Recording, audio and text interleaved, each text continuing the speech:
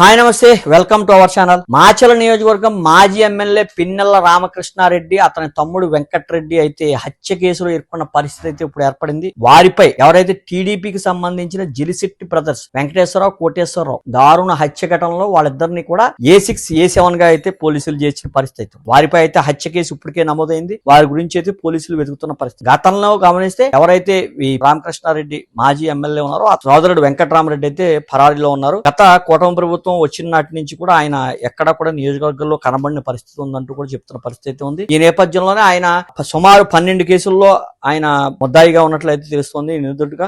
ఈ క్రమంలోనే కోర్టును ఆశ్రయించి 12 కేసుల్లో కూడా ఈ సంవత్సర కాలంలో బెయిల్ తెచ్చుకున్నారంటూ కూడా వార్తలు వస్తుంది. ఈ నేపథ్యంలోనే మరొక కేసు వారిపై పడిందనేది చెప్పుకోవాలి. ఎవరైతే జలిశెట్టి బ్రదర్స్ వెంకటేశ్వరరావు, కోటేశ్వరరావు ఇద్దరు కూడా ఉన్నారో మాచర్లకు సంబంధించిన వెల్దుర్తి మండలంలో గుండ్లపాడు గ్రామానికి చెందిన వారు వీళ్ళిద్దరూ కూడా తెలంగాణకు సంబంధించిన ఒక పెళ్లికి వెళ్లి తిరిగి వస్తున్న నేపథ్యంలో వీరిని ఒక స్కార్పియో వచ్చి బలంగా ఢీకొట్టడం, అందులోంచి ఒక 5 వ్యక్తులు వీరిని విచక్షణ రహితంగా రాళ్లతో బాది చంపడం జరిగింది. ఈ క్రమంలోనే పక్కనున్న పొదల్లోంచి స్కార్పియో అక్కడే వదిలేసి పారిపోవడం కూడా జరిగింది. ఎవరైతే ఈ మృతుడు ఉన్నారో అతని అల్లుడు ప్రత్యక్ష సాక్షిగా ఉండడం, వీళ్ళందరూ కూడా చంపారంటూ కూడా వారిపై అనుమానం ఉన్నట్టుగా కూడా క్లియర్ కట్ గా పోలీసులకి అయితే సుమారు 5 మందిని అయితే పోలీసులు ఇప్పటికే అదుపులో తీసుకున్నట్లుగా అయితే సమాచారం అందుతుంది.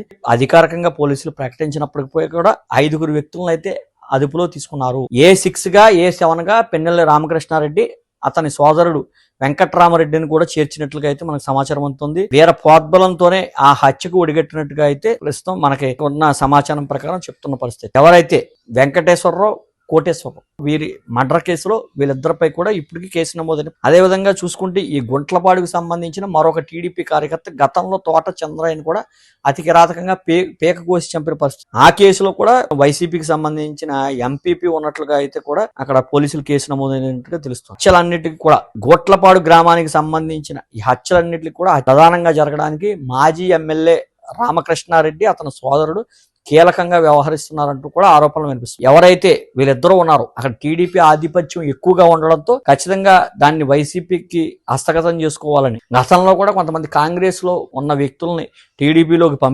టీడీపీలో పంపించిన అనంతరం వారు నేరుగా వాళ్ళందరినీ టీడీపీ కార్యకర్తలను భయపెట్టడం, భయభ్రాంతులకు గురి చేయడం ద్వారా టీడీపీ పార్టీని ఆ గ్రామంలో లేకుండా చేద్దాం, దెబ్బతీద్దాం, దాన్ని వైసీపీ హస్తగతం చేసుకుందాం అనే కుట్ర కోణం ఉందంటూ కూడా టీడీపీ వర్గీయులు వాదిస్తున్నారు. ఈ క్రమంలో చంద్రబాబు నాయుడు ఇప్పటికే ఈ కేసుని అయితే చాలా సీరియస్ గా తీసుకున్నారు. ఎవరైతే తన కార్యకర్తలు ఎవరైతే మరణించారో దానికి పూర్తి స్థాయిలో విచారణ జరపాలంటూ కూడా పోలీసులను ఆదేశించడం జరిగింది. మరి కొంత సమయంలోనే మాజీ ఎమ్మెల్యే అదేవిధంగా అతని సోదరుని వెతికే పనులు అయితే పోలీసులు పడ్డట్లుగా అయితే సమాచారం ఉంటుంది. వైసీపీకి సంబంధించిన శ్రేణులు అనేక మంది, కొంతమంది ఈ రకంగా క్రిమినల్ కేసుల్లో ఇరుక్కుంటే మరి కొంతమంది దోపిడీ కేసుల్లో, ఈ రకరకాల కేసుల్లో ఒకదాని తర్వాత ఒకటి వెంబడి బయటకు వస్తున్న నేపథ్యం వైసీపీ పార్టీ మరింత బలహీన పడుతుందని క్లియర్ కట్ గా తెలుస్తుంది. అయితే వైసీపీకి సంబంధించిన వర్గీయుల్లో ఇది కేవలం కుట్రేనని, దీన్ని కావాలనే మా పార్టీపై మోసి కక్షపూరితంగా ఈ రకమైన అరెస్టులు చేస్తున్నారంటూ కూడా అనేకమైన వార్తలు వినిపిస్తున్నా సరే ఈ ఒకదాని వెంబడి ఒకటి బయటికి పడడంతో